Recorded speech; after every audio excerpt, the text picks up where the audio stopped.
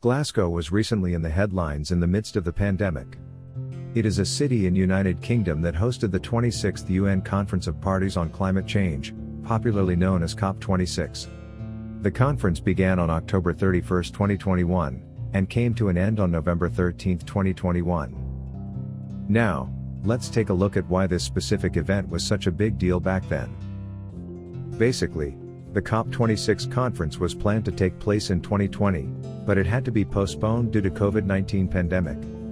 According to the Paris Agreement of 2015, which is a part of UN Framework Convention on Climate Change, a resolution was passed among the member countries, that after every 5 years, will highlight the efforts and contributions of each country, in terms of lowering carbon emissions as one of the goals mentioned in the agreement. Parties came together at the COP26 meeting to accelerate progress as well as to assess the progress of each signatory country toward reaching the Paris Agreement's goals. Now, let's understand what the Paris Agreement is all about. The Paris Agreement on Climate Change is a legally binding international agreement on the subject of climate change.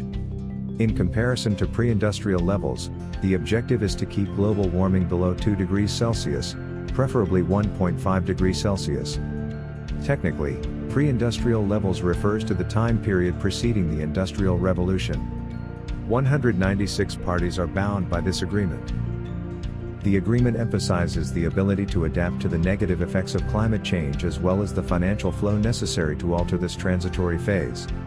According to the Paris Agreement, each party must actively construct their strategy to shift from existing pattern of development and growth, to economic development without harming the environment.